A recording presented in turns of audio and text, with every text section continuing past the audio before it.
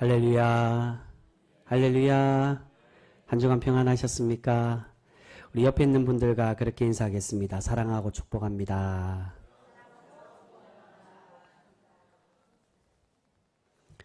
정말 사랑하고 축복하시죠? 여러분, 항상 우리가 하나님의 평안과 사랑 안에 거하며 살아가는 그러한 복된 성도 우리 모두가 되실 수 있기를 주님의 이름으로 축복합니다. 여러분, 예수원이라는 개신교 영성 수련원이 있습니다. 이게 그렇게 우리 멀지 않고요, 태백에 있는 개신교 수련원입니다. 근데 이 개신교 수련원 예수원을 설립한 분이 대천덕 신부님이라는 그러한 목회자입니다. 신부님이라고 말하지만 신부라고 부르는 이유가 이 성공의 목회자이기 때문에 신부라고 명칭하지만 개신교 목회자입니다. 근데 이분이 대천덕이라고 말하지만 미국 사람, 미국 선교사이고 미국 목회자입니다. 근데 우리나라에 와서 이 개신교 수련원을 세워서 한때 굉장히 많은 개신교 성도들이 이곳에서 수련도 하고 또한 영성 신앙 훈련을 했던 그러한 곳으로 알려져 있습니다. 근데 그 대천덕 신부님의 할아버지인 아처 토레이 목사님이 있었는데 이분이 젊은 시절에 목회를 할 때 그러한 일을 겪었다고 합니다. 자신이 목회를 하면서 모든 것을 의지하고 맡겼던 동력자이자 친구가 있었습니다. 토레이 목사님은 이 친구를 너무나도 의지했고 그래서 교회의 재정과 모든 행정들을 다 이 친구 동력자에게 맡기며 함께 동력을 했습니다. 그런데 어느 날 문제가 생겼습니다. 어떤 문제가 생겼겠습니까? 당연히 그렇게 믿었던 이 친구가 교회의 막대한 재정을 횡령하고 모든 책임을 토레이 목사님에게 뒤집어 씌우고 도망을 가버리고 말았다는 것입니다. 토레이 목사님의 목회와 사역은 위기에 닥쳤고 억울한 누명과 극심한 빚에 시달리게 되었습니다. 무엇보다 가장 힘들었던 것은 믿었던 사람에게 배신당했다는 것이 가장 큰 충격이 되었습니다. 그렇게 상처와 분노로 잠을 이루지 못하던 토레이 목사님이 하나님께 기도하며 하나님께 매달렸습니다. 그런데 그때 하나님께서 이 목사님에게 그러한 음성을 들려주셨다라고 합니다. 너는 도대체 누구를 의지하고 신뢰하며 목회를 하고 있었냐고. 사람은 본래 연약하고 변하기 쉬운 존재이기에 신뢰의 대상이 아닌데 도리어 사랑과 용서의 대상이라고. 그렇기에 우리가 진정으로 믿고 믿어야 될 대상이 누구라는 것입니까? 오직 우리의 믿음의 대상은 하나님뿐이라고 그렇게 하나님께서 이 목사님에게 응답을 해 주셨다라고 합니다. 이 음성을 듣고 토레이 목사님은 자신이 하나님을 믿어야 하는데 도리어 사람을 더 의지하고 있었다는 것을 그렇게 깨닫고 그제서야 실망과 분노의 마음을 내려놓고 회복할 수 있었다라고 그렇게 전해지고 있습니다. 자신의 손자인 이 대천적 신부가 자신의 할아버지의 목회의 그 일들을 책에 기록해서 이 간증의 이야기를 그렇게 전하고 있는 것을 볼 수 있습니다. 여러분, 사람은 얼마든지 실망을 주고 상처를 줄 수 있습니다. 그런데 우리가 그 상처를 극복하지 못하고 용서하지 못하는 이유가 무엇이겠습니까? 그것은 바로 자신이 하나님을 믿고 신뢰하기보다 사람을 더 믿고 의지하고 있었기 때문입니다. 신앙생활하는 가운데 그러한 분들이 굉장히 많습니다. 내가 이제는 신앙생활 안 하겠다고, 하나님을 못 믿겠다고 하는 분들의 대부분의 환경을 보면 사람을 더 믿고 교회 나오는 목적이 정말 하나님을 만나고 하나님의 은혜로 살아가는 거듭난 성도의 삶이 아니라 사람을 통해 만족하고 사람과 함께 관계하는 것이 더 좋아서 교회 나오는 사람들 중에 낙심하고 실망하는 사람들이 더 많이 있다는 겁니다. 나에게 상처를 줬다고, 내가 그 사람 때문에 실망했다고, 그래서 떠나는 사람들이 더 많이 있습니다. 네, 여러분, 하나님은 그런 유한한 사람을 의지하기보다 누구를 의지하기를 바라십니까? 무한한 은혜와 사랑을 주시는 오직 하나님만을 의지하며 살아가기를 우리에게 바라고 계시는 줄 믿습니다. 여러분, 오늘 다윗은 계속되는 도피 생활에 어려움을 겪고 있었습니다. 그런데 그에게 더 큰 상처가 닥쳤는데 그것은 자신이 목숨을 걸고 지켜준 동족이 자신을 배신하고 자신의 생명을 위협하는 그러한 어려움을 겪게 되었다는 것입니다. 우리 그 말씀 보겠습니다. 오늘 본문 1절과 2절 말씀입니다. 1절과 2절 우리 같이 읽습니다. 시작. 사람들이 다윗에게 전하여 이르되 보소서 블레셋 사람이 그일라를 쳐서 그 타작마당을 탈취하더이다 하니 이에 다윗이 여호와께 묻자와 이르되 내가 가서 이 블레셋 사람들을 치리이까 여호와께서 다윗에게 이르시되 가서 블레셋 사람들을 치고 그일라를 구원하라 하시니. 아멘. 다윗은 지금 갓 선지자의 권면으로 아둘람 굴에서 자신의 부하들과 함께 유다 지파의 땅으로 돌아와서 헤렛 수풀에 숨어 있었습니다. 지금 있는 곳이 바로 유다 지파로 돌아왔다는 겁니다. 아둘람 굴에는 그렇게 오래 있지 않고 그렇게 오래 머물러 있지 않고 부하들과 함께 갓 선지자의 권면으로 유다 지파에 와 있었습니다. 그런데 그 지역과 가장 가까운 땅이 바로 그일라 성읍입니다. 그 성읍에 자신의 동족이 함께 있는 그 땅에 블레셋에게 공격을 받아서 위기에 처했다는 소식을 듣게 되었다는 것입니다. 그래서 다윗은 자신의 동족이 위기에 빠졌다는 소식에 이들을 도와주기 위해서 하나님의 뜻을 구하고 그 뜻대로 그일라를 구원하기로 작정하였습니다. 근데 처음에는 어떻게 됩니까? 처음에는 자신의 부하들이 그일라를 구하는 것을 반대하고 있었습니다. 그 이유가 무엇이겠습니까? 자신들의 처지와 상황이 남을 도와줄 상황이 아니라는 것입니다. 그런데 그럼에도 다윗은 어떻게 합니까? 다시 한 번 더 이어서 나오는 말씀에 한 번 더 하나님의 뜻을 묻고 하나님을 의지하여 담대히 싸워서 그일라 성읍을 구원하여 주고 있는 것을 볼 수 있습니다. 우리 그 말씀 3절과 4절 말씀입니다. 3절 4절 우리 같이 읽습니다. 시작. 다윗의 사람들이 그에게 이르되 보소서 우리가 유다에 있기도 두렵거든 하물며 그일라에 가서 블레셋 사람들의 군대를 치는 일이 있까 한지라. 다윗이 여호와께 다시 묻자온데 여호와께서 대답하여 이르시되 일어나 그일라로 내려가라. 내가 블레셋 사람들을 내 손에 넘기리라 하신지라. 아멘. 여러분 다윗의 부하들은 모두 불황자들이고 오합지졸의 군사들이었습니다. 거기다가 계속 사울에게 쫓기는 신세였기에 자신들의 처지가 누구를 도와줄 상황이 아니라고 생각하고 있었습니다. 하지만 다윗은 어땠다는 겁니까? 하나님은 이러한 어려운 상황에도 다윗을 사용하시고 또한 다윗을 세워가고 계십니다. 하나님께서 다윗이 도망자 신세임에도 동족인 그일라를 도와주도록 만드신 것은 바로 다윗을 온전한 왕으로 하나님이 기뻐하시는 왕으로 세우시기 위해서 지금 그에게 이 동족인 땅을 그일라를 구원하도록 그렇게 만드시고 계시는 것입니다. 자신의 어려운 상황 속에서도 백성을 위하는 왕, 자신의 희생할 줄 아는 그러한 왕으로 이 다윗을 훈련하시기 위해 그렇게 다윗을 세워가고 계시는 것입니다. 그런데 그와 반대로 사울은 어떻다는 것입니까?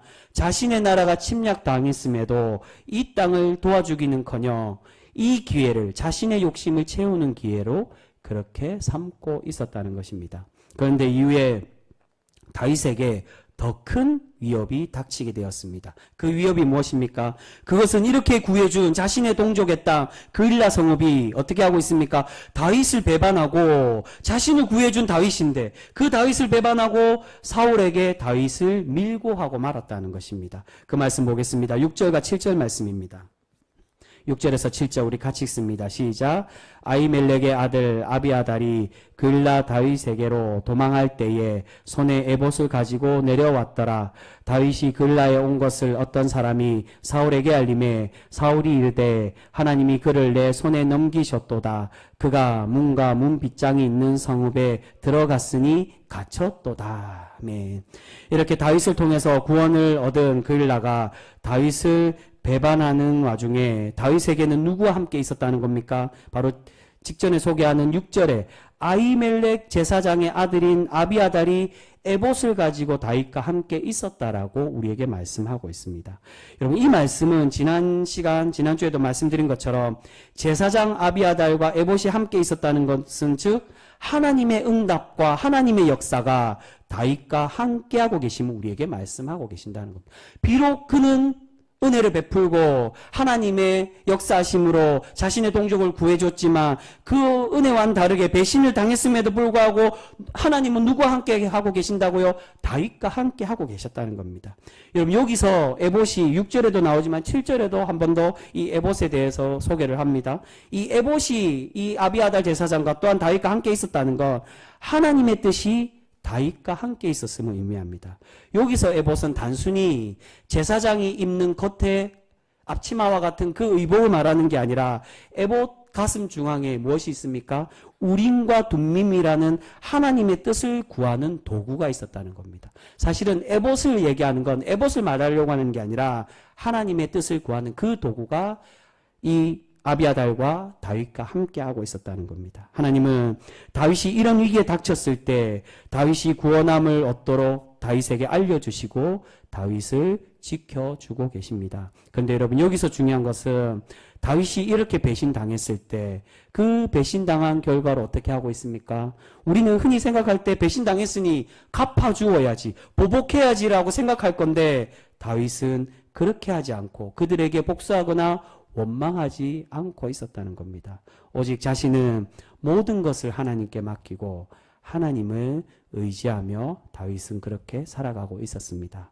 여러분 다윗은 지금 계속 자신이 해야 할 일을 하나님께 묻고 그 뜻대로 순종하고 있는 것을 볼 수 있습니다. 그 말은 다윗은 사람을 의지하거나 사람에게 실망하지 않았다는 것입니다. 오직 누구에게 의지했다는 겁니까? 자신과 이렇게 함께하고 있는 자신의 진정한 구원을 주시는 하나님만을 믿고 하나님만을 바라보며 하나님을 의지하며 살아가고 있었습니다. 그런데 이러한 다윗에게 하나님은 이러한 하나님을 의지하고 하나님만을 바라보는 다윗을 하나님은 지켜주시고 다윗과 동행하여 주고 계시는 것을 볼 수 있습니다. 그 말씀 우리 14절 말씀 같이 읽겠습니다. 14절 우리 같이 읽습니다. 시작.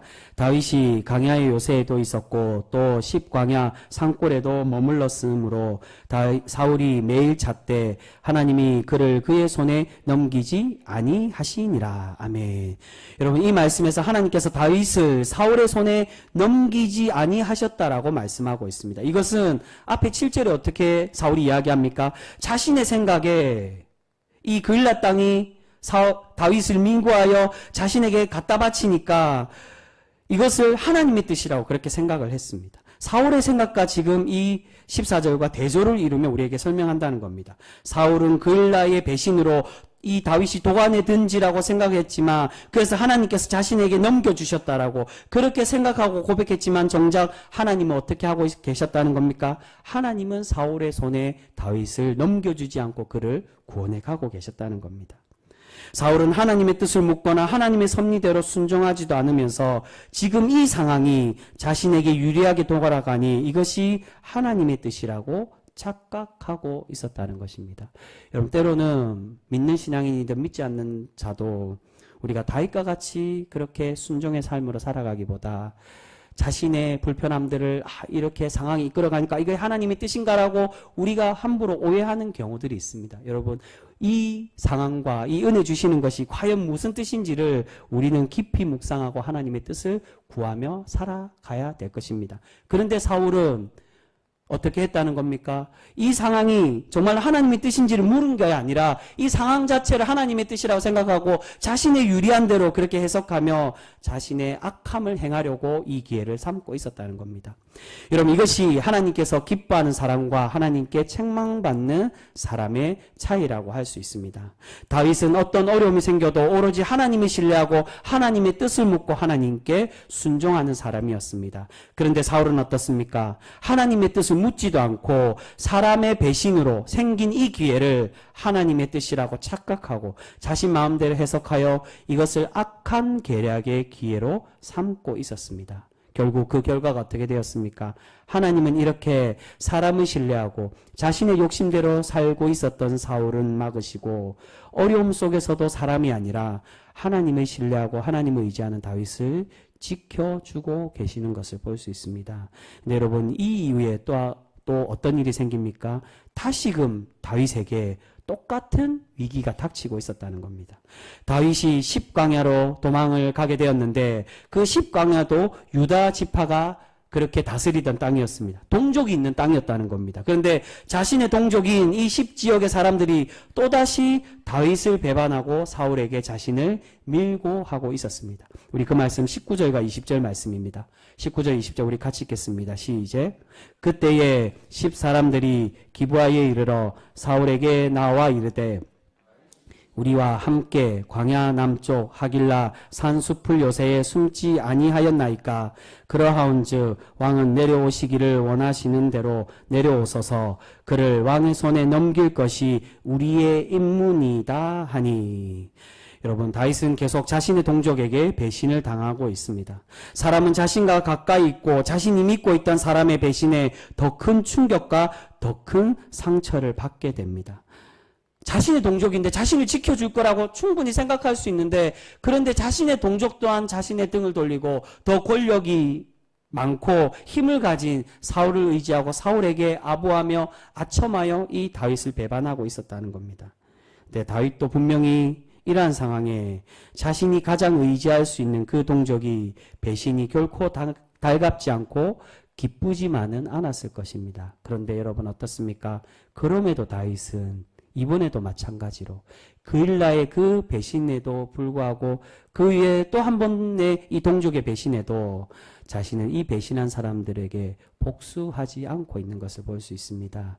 여러분, 이러한 다윗에게 하나님은 이 다윗을 구원하여 주시고 다윗을 지켜주고 계심을 우리에게 말씀해 주고 있습니다. 우리 그 말씀 보겠습니다. 오늘 본문 후반에 나오는 27절과 28절 말씀입니다.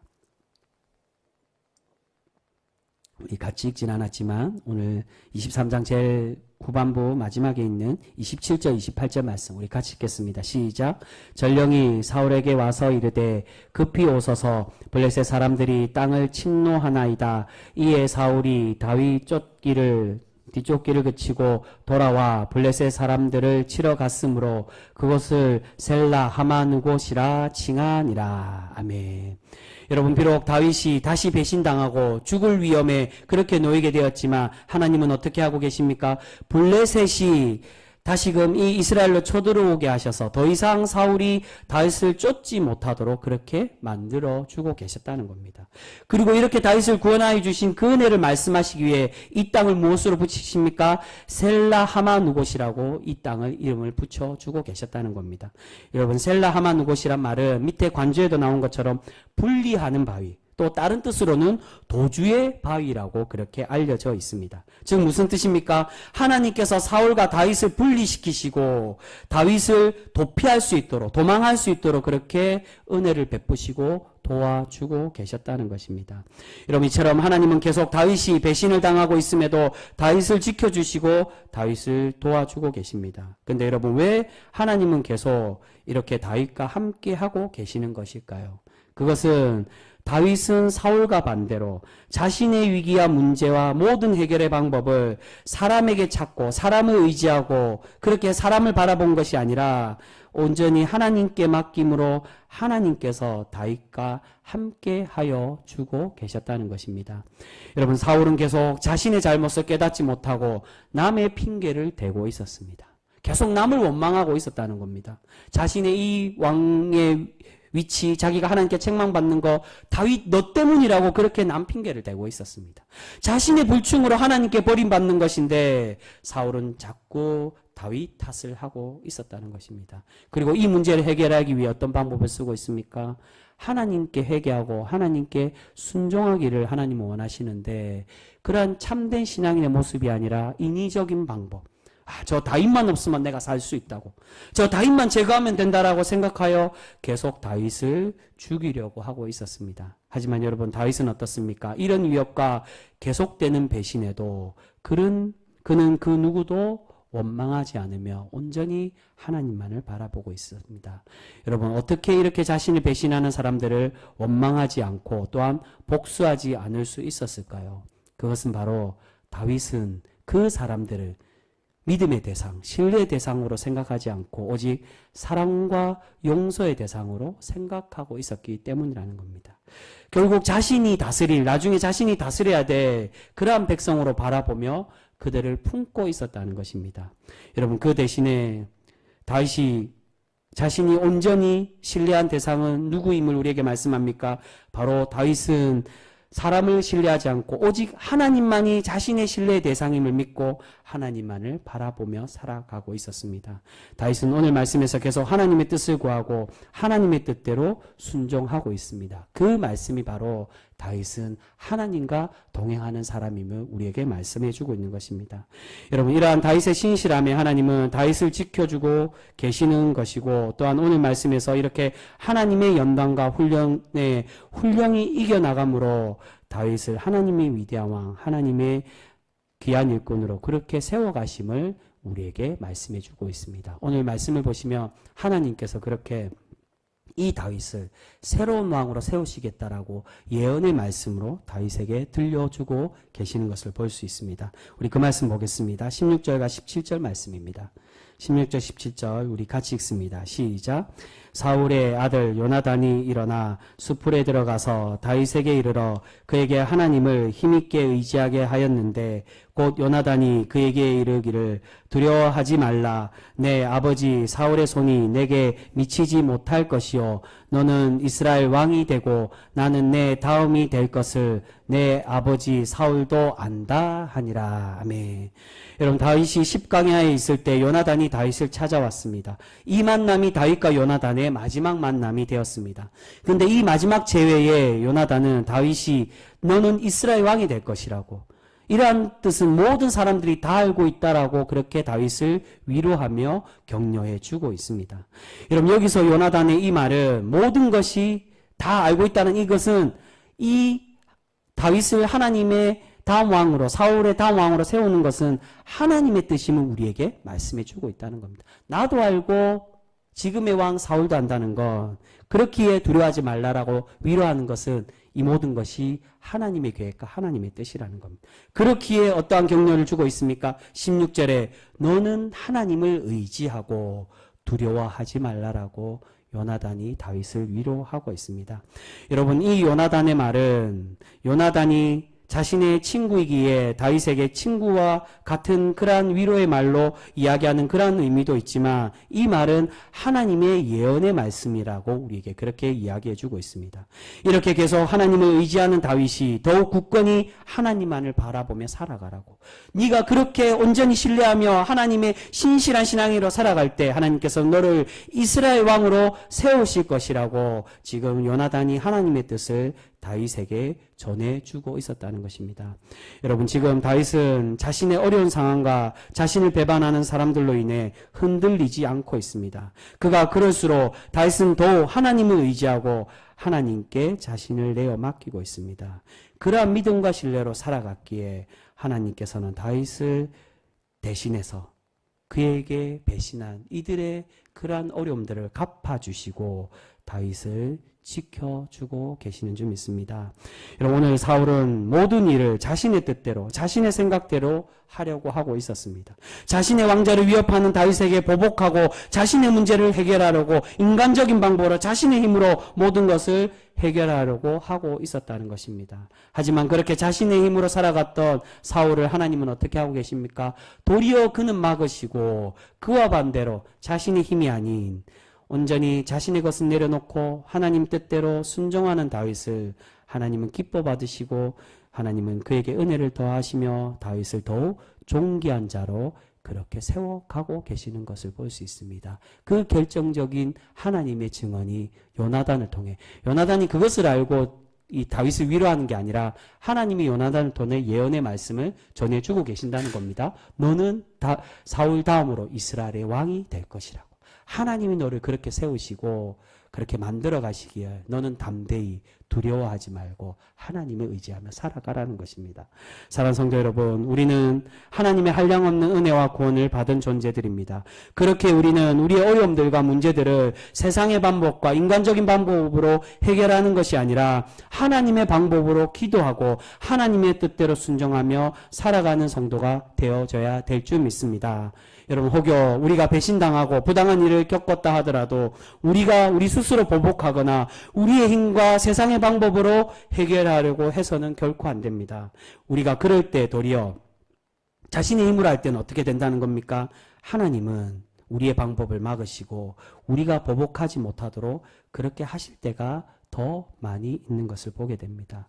여러분, 우리는 우리의 힘으로 해결하는 사람이 아니라 오늘 이 다윗과 같이 하나님께 맡기고 하나님 뜻대로 살아가야 되는 하나님의 택함받은 복된 자녀들인 줄 믿습니다. 그렇게 우리가 하나님만을 의지하고 하나님께 내어 맡기며 살아갈 때 하나님께서는 오늘 다윗에게 주셨던 그 은혜와 같이 우리를 대신해 하나님께서 갚아주시고 친히 우리의 문제를 해결하여 주실 줄 믿습니다. 여러분, 이처럼 배신의 대가로 보복이 아니라 하나님을 향한 신뢰와 그 믿음과 사랑으로 극복하여서 하나님께 존귀한 사람으로 세워져 가는 그러한 사람이 또한 있습니다. 여러분, 그 사람이 누구겠습니까? 바로 지난 시간에도 말씀드린 요셉이라고 할 수 있습니다. 여러분, 요셉이 누구에게 배신을 당합니까? 자신의 가족, 형제들에게 배신을 당했다는 겁니다. 누구보다 자신의 편이 되어줄 거라고 생각했고 그렇게 편이 되어주고 자신을 지켜줘야 되었던 그 가족이 자신을 배반하고 자신을 버렸다는 겁니다. 그 순간에 요셉 또한 처음에는 얼마나 그 마음이 그 고통이 극심하며 또한 그 마음이 무거웠겠습니까? 근데 그것도 정말 죽을 잘못을 지어서 그렇게 배신당한 게 아니라 뭐 때문에 배신당했습니까? 아버지가 편애한다고. 다른 형제들보다 이 요셉을 더 사랑한다는 그 이유로 이 동생을 죽이려고 하고 또한 노예로 팔아버렸다는 사실에 요셉은 실망과 분노가 더했을 것입니다. 근데 여러분, 요셉이 종으로 팔려간 이후에 그가 어떠한 삶을 살았습니까?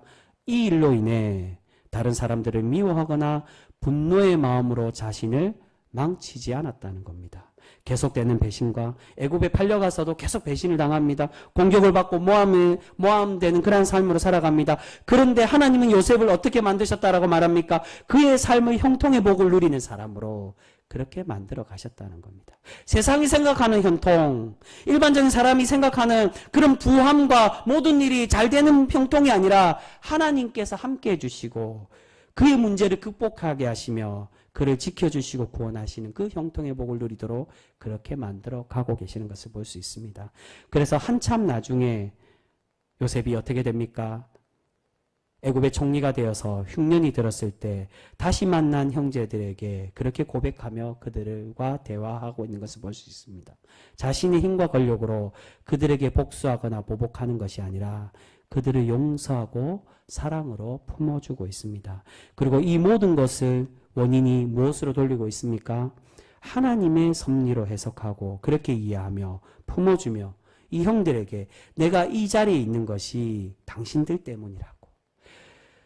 당신은 나를 버리고 파른 것처럼 하지만 그러나 하나님은 이 과정과 역사를 통해 나를 높이시고 우리를 구원하시기 위해 이 흉년이 올 것을 알고 미리 예견하셔서 나를 이 고난을 이길 수 있도록 훈련하셔서 이렇게 나를 세워주고 계심이라고 그렇게 고백하며 형제들을 위로하는 것을 볼 수 있습니다. 여러분, 사람을 미워하고 사람을 믿다가 배신당하는 것은 그렇게 행동할 수가 없습니다. 아, 내가 사람에게 배신당했구나라고 생각하는 사람은 결코 그렇게 그 사람들을 용서하거나 사랑할 수 없습니다. 요셉은 어떠한 마음을 가졌기 때문이라는 겁니까? 모든 문제를 하나님께 맡기고 하나님을 의지했기에 하나님의 위대한 사람으로 세워가고 또한 가족들과 화해하는 그런 사람이 될 수가 있었던 것입니다.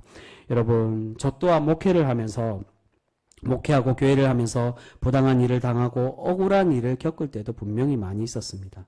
그럴 때 저도 어떤 마음이 들었겠습니까? 사람인지라 부족하고 연약하고 철없는 그런 때여서 그 사람에게 내가 보복해야 되나라고 그러한 생각이 들 때도 분명히 많이 있었습니다. 아니면 다른 더 힘 있는 사람을 통해서 저 사람에게 대갚아줘야 되나라는 그런 유혹들도 분명히 있었습니다. 그런데 그렇게 해봐야 나 자신에게 아무런 덕이 되지 못한다는 것을 하나님께서 저에게 깨닫게 해 주실 때가 있었습니다. 결국 이런 사람들은 내가 애를 태우고 내가 해결하려고 하는 것이 아니라 하나님께서는 언젠가는 해결하시고 하나님께 맡길 때 하나님께서 갚아주심을 그렇게 말씀해 주고 있는 줄 믿습니다.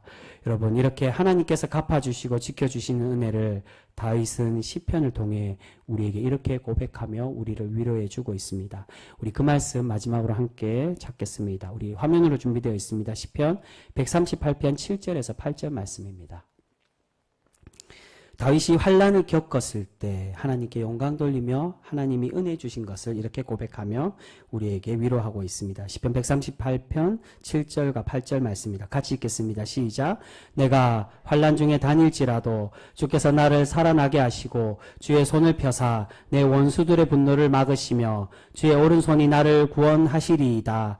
여호와께서 나를 위하여 보상하여 주시리이다. 여호와여 주의 인자심이 영원하오니 주의 손으로 지으신 것을 버리지 마옵소서. 아멘. 여러분 어떻게 고백합니까? 하나님께서 구원하여 주시고 하나님께서 보상해 주신다라고. 즉 하나님께서 갚아 주신다는 겁니다. 사랑하는 성도 여러분, 세상과 사람들이 우리를 어렵게 하고 배신하여도 우리는 세상의 방법으로 결코 응답해서는 안 됩니다. 그 모습은 결국 자신을 망치는 행동이며 자신을 파괴하며 하나님과 점점 멀어지게 되는 그러한 모습일 수밖에 없습니다. 그러나 우리는 도리어 하나님께 우리의 그러한 문제들을 내어 맡기고 하나님을 의지할 때 하나님께서는 그 문제를 해결해 주시고 하나님께서 친히 우리를 위해 갚아 주실 줄 믿습니다. 여러분, 그렇게 아무쪼록 우리가 하나님께 친히 갚아 주심을 믿고 우리와 함께하여 주시고 우리가 믿고 살아가 하나님의 구원을 날마다 경험할 수 있는 그런 복된 성도 우리 모두가 되실 수 있기를 주님의 이름으로 축복합니다. 기도하겠습니다.